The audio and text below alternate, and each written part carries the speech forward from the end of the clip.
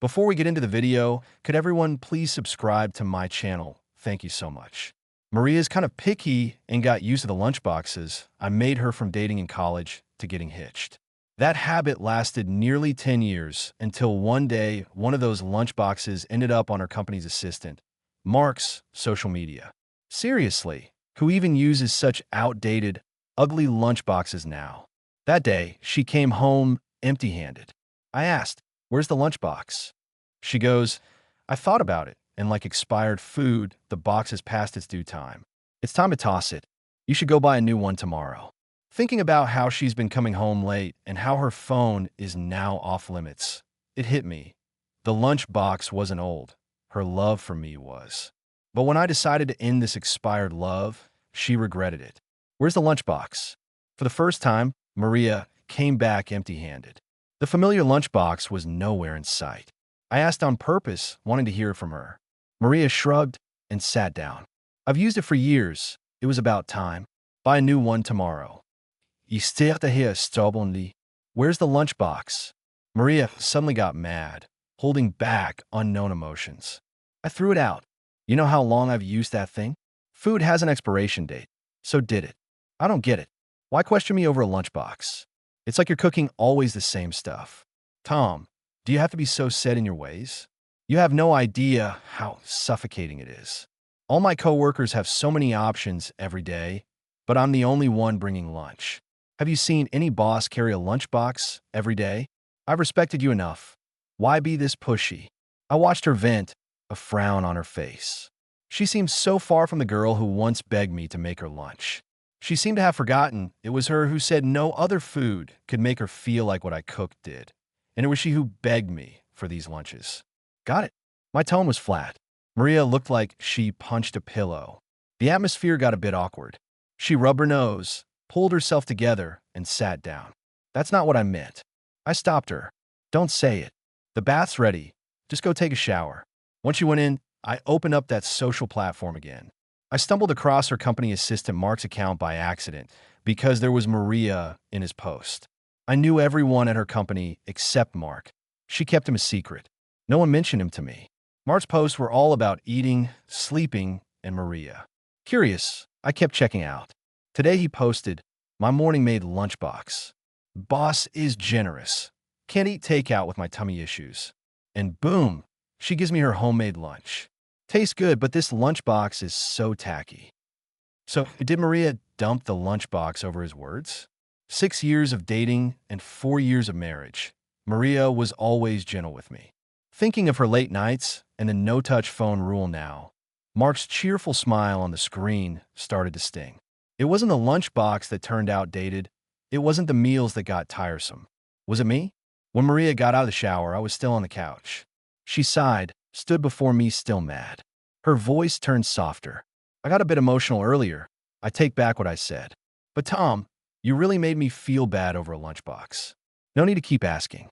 I'll buy a new one tomorrow, and you can make me lunch again, okay?" I moved my head away from her reach and looked up at her. "Maria, do you remember what that lunchbox means?" Annoyed, she tugged her hair. "It's just a lunchbox. What's it supposed to mean?" Mid-sentence, something dawned on her. Her eyes showed a trace of panic. "I threw it in the company's dumpster. I'll go look for it now." She rushed out so fast she didn't even change out of her robe. Maybe she remembered that lunchbox's meaning to me. I've always been a picky eater, and my mom would make my meals fun to get me to eat more. She'd be thrilled to see me well-fed, so when it came to Maria wanting those lunches, I was happy to do it. Mom's influence taught me it was the best way to show love, making the comforts of home for the one you love. Later, my mom got cancer and hid it from me to keep me worry-free. My dad passed when I was too young to remember. It was just Mom and me since forever. When it was out in the open, she was already at her end. She still worried about my meals, even though I had a wife and was a grown-up. The food in the lunchbox was her last meal for me. After she passed, Maria took care of everything. I kneeled in mourning, holding the lunchbox. Maria was by my side with red eyes. "Mom, rest assured I'll always take care of Tom, just like you. I'll do an even better job." We shared the lunch. Every bite she cherished that box, and it became a symbol of continuity, love's continuity. but Maria threw it away with her own hands. Early fall's a bit chilly, but Maria came back with a light sheen of sweat on her forehead. She looked really disheveled. Her robe had stains on it. Then she gave off a smell that was hard to describe. She held a filthy lunchbox, grinning at me like a weight had been lifted. "Tom, I got it back." The night outside was getting colder and wetter. For the first time, I felt like I couldn't quite see Maria clearly. I cleaned that old lunchbox and put it away safely, just like she wanted. I stopped making her lunches. As for Mark, I didn't probe or bring it up. I just had this feeling that some things change once you talk about them. And that night, seeing Maria come back holding that lunchbox made my heart soft for some reason. I told myself just wait a little longer. Maria's stomach has always been an issue. All those nights, I would have landed her in the hospital more than once. I hadn't been keeping an eye on her meals lately, and she was back in the hospital again. I sighed and took care of her there. When she's sick, Maria gets a bit childish. She obediently reached out her hand for me to wipe. There was a hint of grievance in her voice. "Tom, I'm like this, and you're still sulking with me?" It seemed like she'd forgotten the harsh words she said that night, believing I stopped making her lunches despite her. I casually lifted my gaze. "I'm just trying to stop being a burden, not holding a grudge." She paused for a moment, then gently pulled me into her arms. "I admit it, okay? I really miss your cooking. The food here is awful. I've gotten used to eating your meals. See, you didn't look after me these days, and now I'm sick." I let her hug me. After a while, I finally wrapped my arms around her waist. Seeing me soften, Maria held me tighter, like she was treating a cherished treasure she'd regained. Just as my shaky heart was about to finally settle, the hospital room door swung open.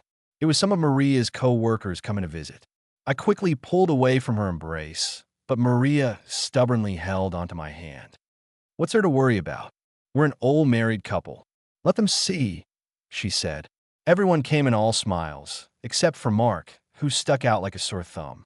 He was glaring at Maria and my joined hands, looking gloomy. But Maria seemed at ease, joking around with everyone while holding my hand.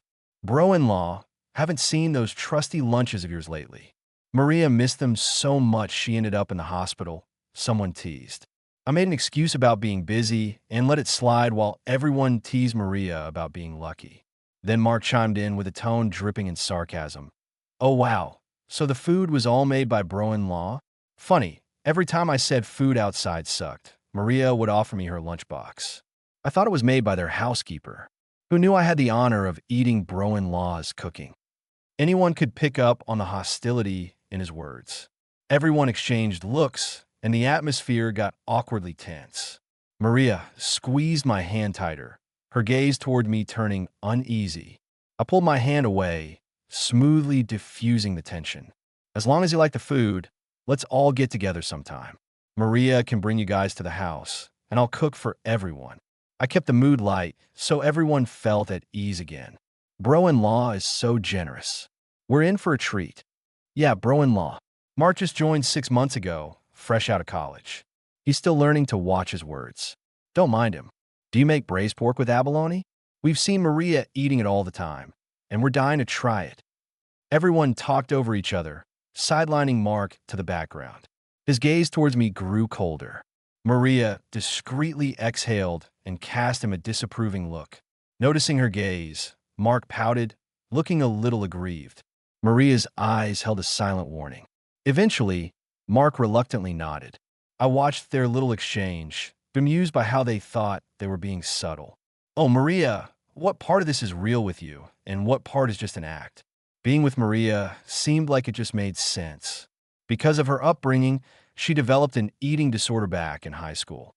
In college, she looked so frail and pale, with a deep, impenetrable look in her eyes. People are often drawn to mysterious things.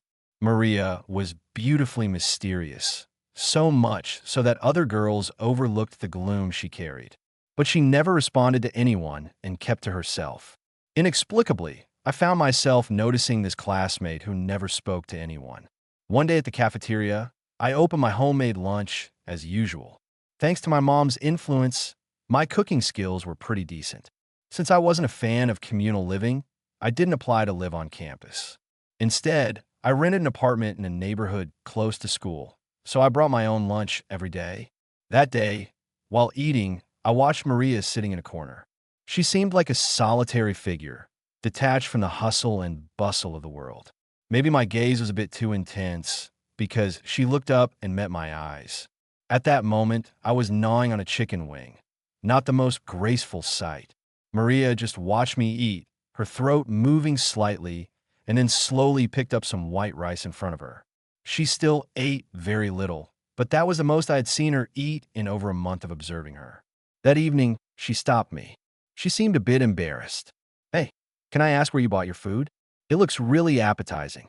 Before I could reply, she hurried to add, "Don't worry, I'm not a weirdo.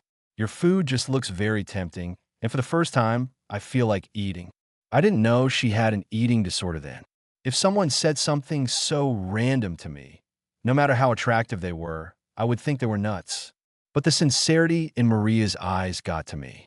I couldn't turn her down. I stepped forward with a grin, catching a whiff of the lemon-scented laundry detergent from her clothes. That refreshing scent made the summer night feel just right. "Unfortunately, it's my own recipe. I made it myself. Can't find it outside," I said. She mumbled a no, thanked me politely, and walked away looking a bit down. I didn't realize at the time how fed up she was with taking ineffective meds every day and how much she hated those regular nutrition shots. So the next day, I placed a lunchbox in front of her. The light in her eyes that day has stayed with me for years. With my company, she gradually got better, and we naturally got together. Everyone said we were meant to be. She smiled brightly, no longer gloomy, holding me as if I were a rare treasure. Thinking about all this made me give in a little. I had just refused Maria's request for a packed lunch that morning, but by noon, I couldn't help but worry. I was concerned she might eat unhealthily just after being discharged. I sighed, made some of her favorite dishes, and delivered them to her office during lunch. Most people had stepped out. Maria's office door was slightly ajar. As I approached, I heard Mark's voice. "Your husband really didn't make you lunch today. How stingy of him." Maria's voice sounded a bit helpless. "Why mention that again? You just love causing misunderstandings, huh?" Mark seemed a bit wronged. "I was just speaking my mind. It's just a lunchbox. Come on, why? Scared he'll get mad? You said it yourself. It's always the same few dishes. You tired of them or something? Are you really that scared of him? You're Maria. For goodness sake." Maria didn't reply. I clutched the lunchbox tighter. Last time after I handed her the food, she gobbled it down. I finally understood that look in my mom's eyes every time I ate, her affection and joy over the month we'd been together. Maria's health improved, her complexion brightened, and her spirits became more upbeat. I started inviting her to my little place and whipped up different meals for her.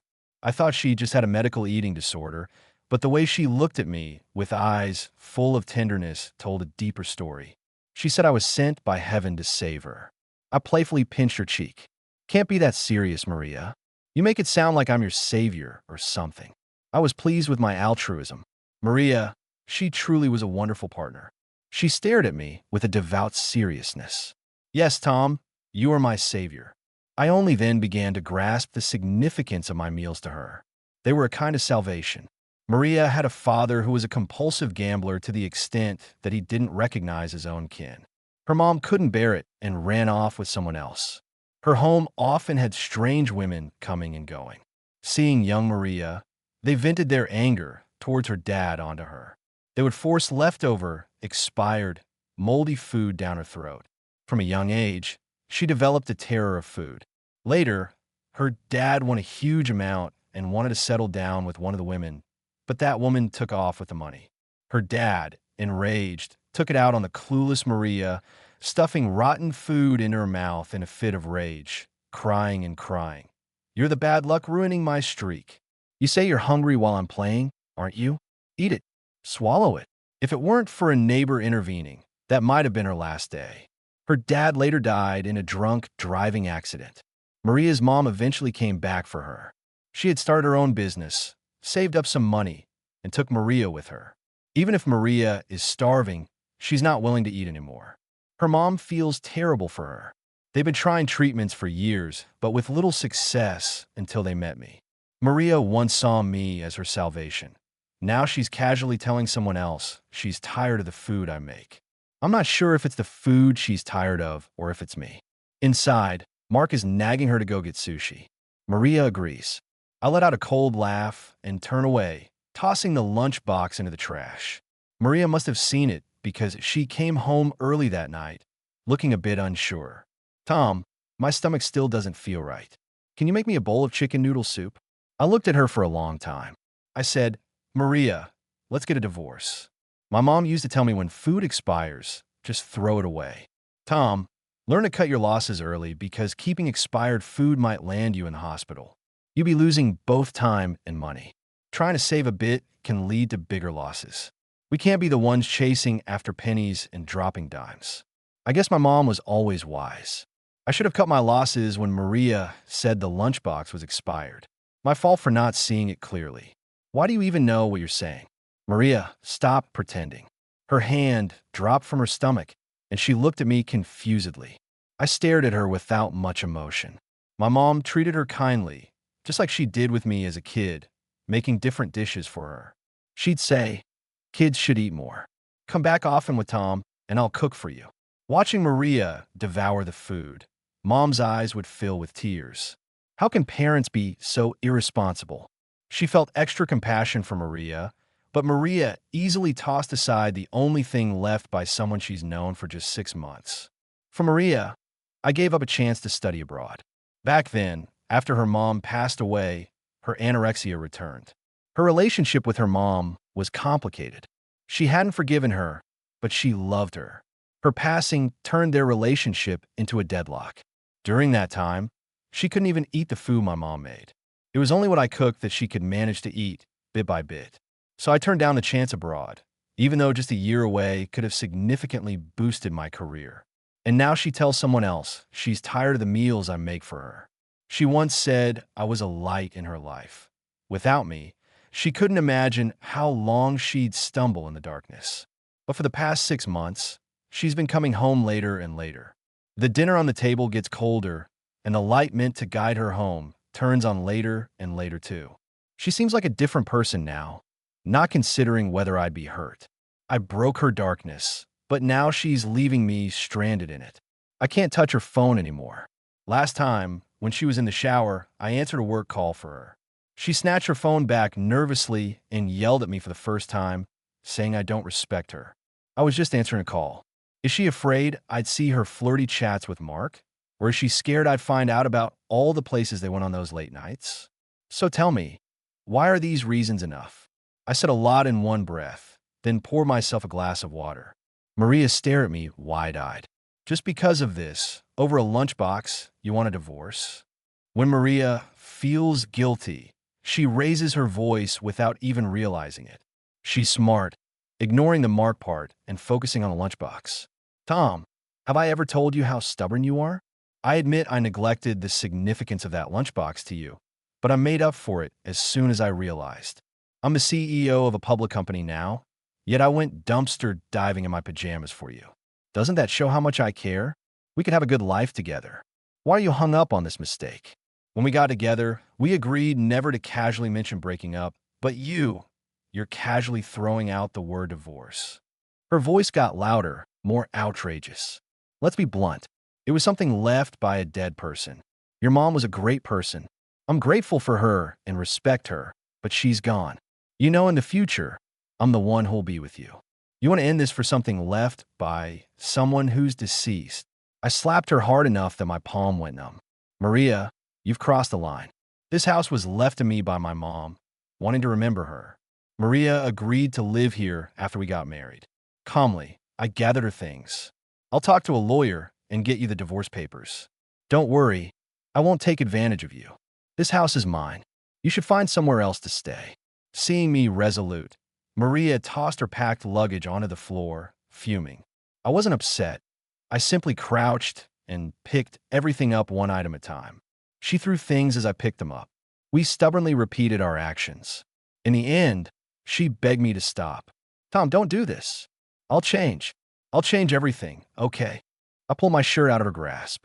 Still calm, I said, Maria, you still don't see your problem. You relied on the meals I made because they comforted you. But after eating them for so long, you got tired and began craving fancy dishes from outside. So what if you end up in the hospital? You're happy in the moment, right? But Maria, how can people be so greedy? It's not just spoiled food that lands you in the hospital. Overeating can make you sick too. So I'll let you go. Now you can save your appetite for those fancy dishes out there. I'm like homemade food, whereas Mark is like those fancy dishes. That's why Maria was drawn to him. She knew she couldn't handle it, yet she couldn't resist giving it a try. She understood my metaphor, and her face turned pale. I could explain if needed, but I shook my head. There's no need to explain.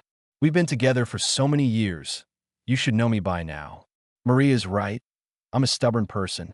I won't wait for someone to get tired of indulging outside and come back begging for a simple bowl of chicken noodle soup. Mom always said it's important to cut your losses in time.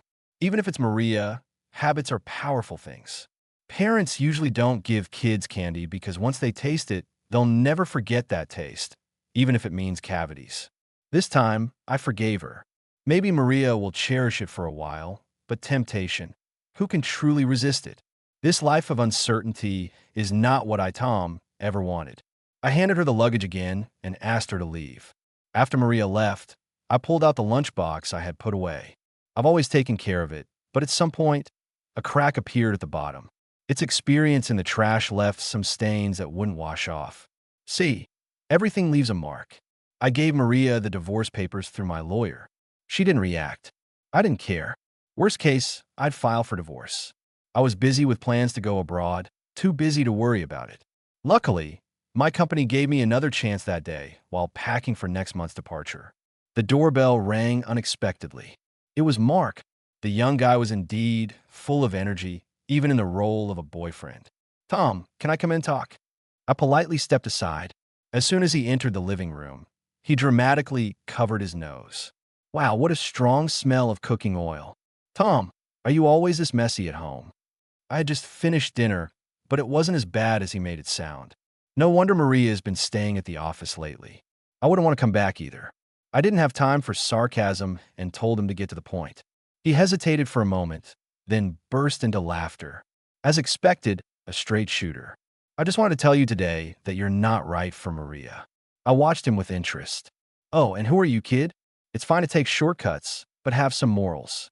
It'll come back to bite you if you mess with someone who has a family. He was so angry, his delicate features twisted into a scowl.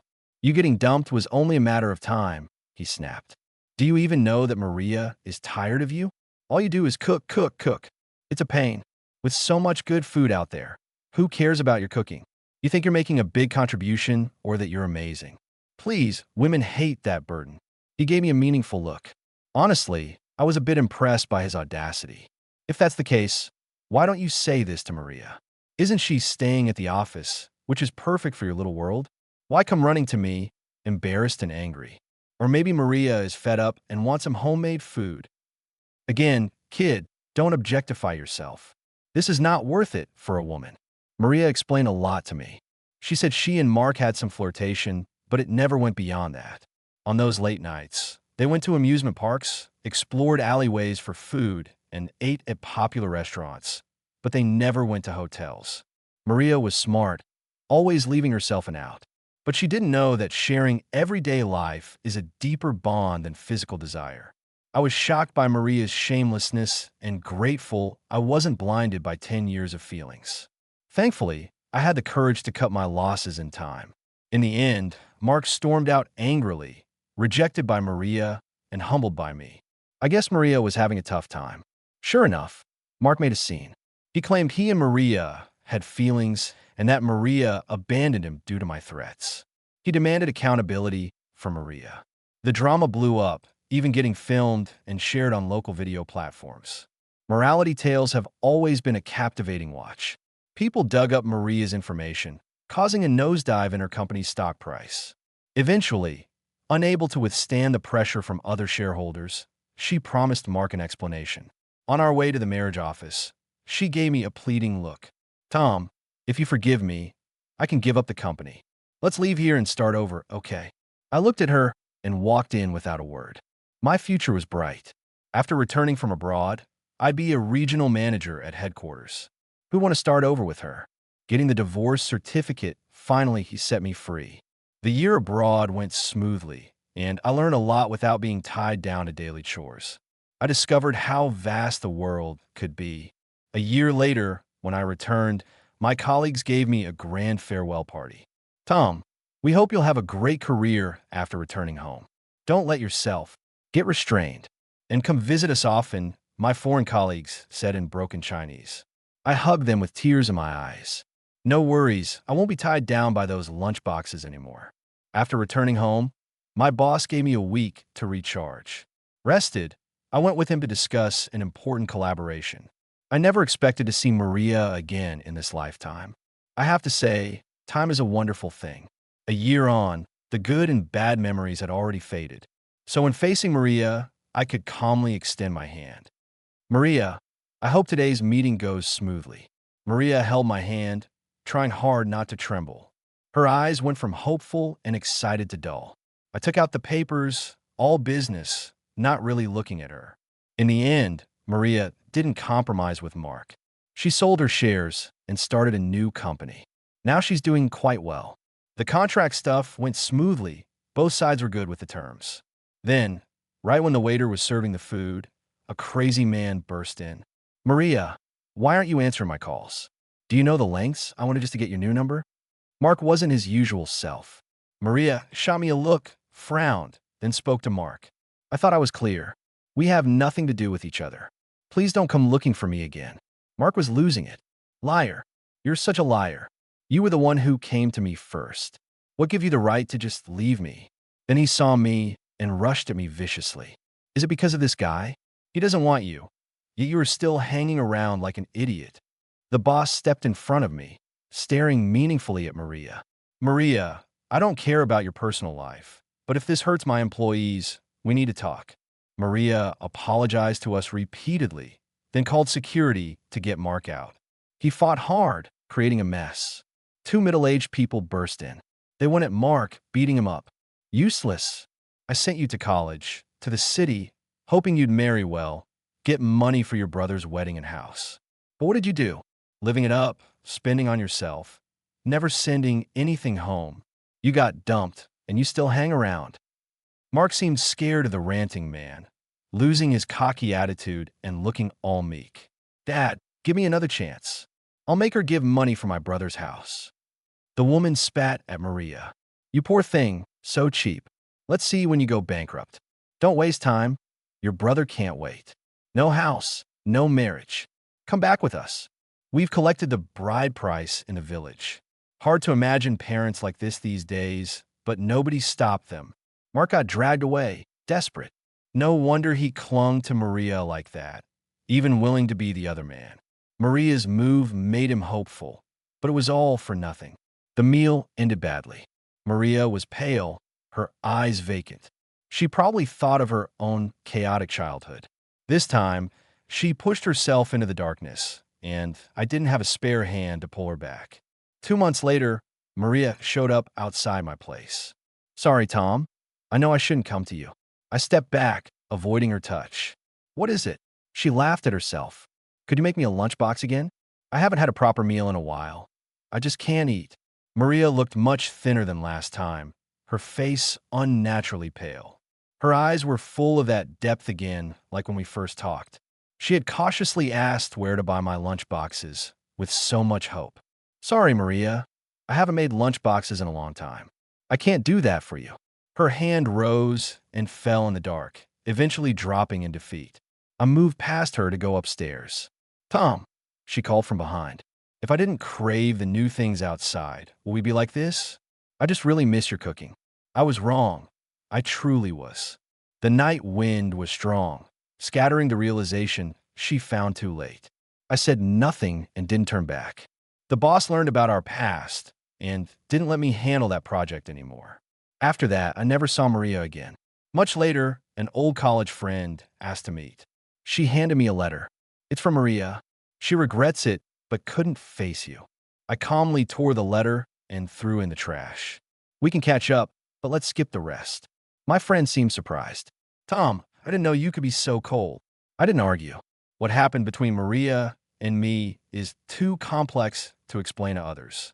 It was just a fling with a subordinate. That's all. So I'm cold, whatever. She gave a bitter smile.